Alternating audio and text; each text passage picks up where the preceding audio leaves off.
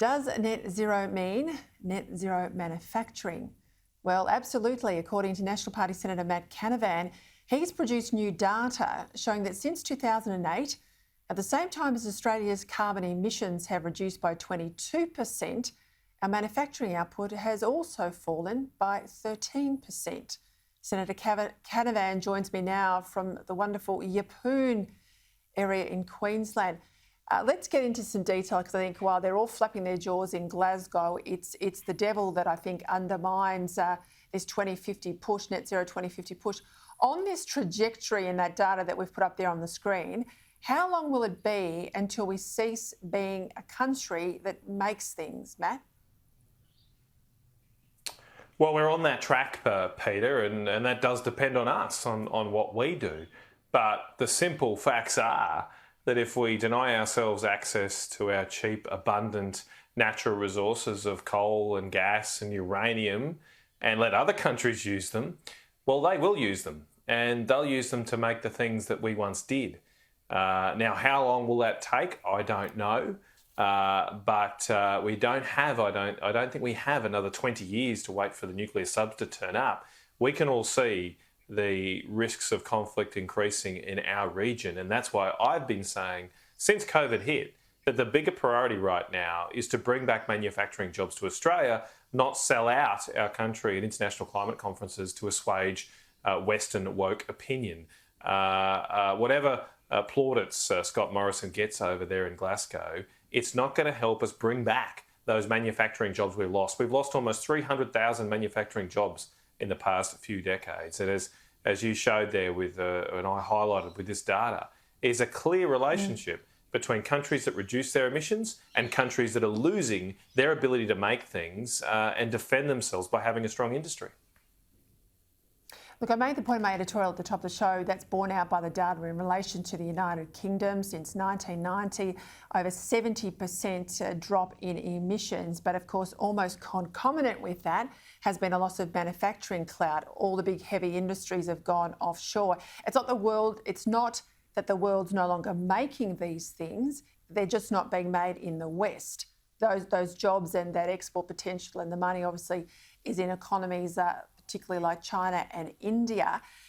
You've got to ask the question, I think you were on the other side of the argument, so you can plead that you told them so, but you've got to run the argument. If COP26 is now flop 26, as a lot of people are calling it, that they've all got over there and they can't even land this net zero 2050, many countries are pushing it out, some aren't even turning up. Why on earth did the National Party go to the wall to give the Prime Minister this commitment when we've got over there, the rest of the world's not with us? Well, as you say, Peter, I lost that argument. I fought very hard against signing up to it, and I've, though, committed to continuing the fight for what I think is common sense here. The reality was, for the Nationals Party, there was a fait accompli. The Prime Minister was going regardless, and he had the right to do that as Prime Minister without the Nationals Party. And so ultimately that was the reason the Nationals Party did not fight this as a group, but I will continue to point out this common sense. I mean, I think it's dangerous, though, to call it a flop. I mean, it's not if it was just a flop, if it was just all lip service, all hypocrisy, all a bunch of planes turning up. Behind me, I'm doing a bit of a count on all the private jets that are turning up there in Glasgow. The Dassault Falcon is winning the race so far. This is the race that really stops the nation. If it was just hypocrisy, that would be fine. But this is actually not just that. This has been these climate conferences have been a massive transfer of wealth from Western nations that were the industrial powerhouses of the world to the rising countries in East Asia in particular, in our region. Now, there's nothing wrong with seeing countries in our region wanting to develop and grow. Good luck to them.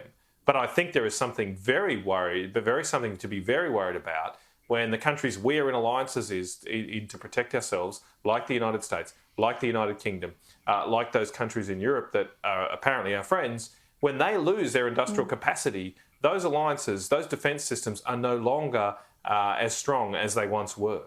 And we've got to be very careful here that we're not in some way living off the inherited wealth of previous generations of Australians and Americans and other countries. but that we actually do create wealth and create growth in our own countries. Otherwise, we'll turn around and find ourselves that suddenly, the world's not run by the peaceful democratic nations of the West. It's run by much more concerning authoritarian dictatorial regimes who have cornered the market in industrial goods and energy resources. Well, look at Russia and gas. Just quickly then, given where the world is at the conference on net zero 2050, Prime Minister Morrison surely can't be making a binding commitment. In principle, fine, if that's what he's gone over there to do. I disagree, you disagree, but he's there now. But a binding commitment, we heard a lot of hot air from Biden in his speech today, but of course he can't get through anything that he promises through the Congress. That's been the story of the US climate commitments for a couple of decades now. Scott Morrison can't make this binding, can he? Well, look, nothing in these agreements are binding. They're not binding agreements. They're not. The Paris Agreement is not a treaty, according to the US Constitution. It didn't go let me through just its jump in Senate there. to But be we treat ratified. it as binding, Matt, you know, you've had the bureaucrats come up the hill with their brief under, but we treat them as binding. Our public service treats them as binding. Yeah.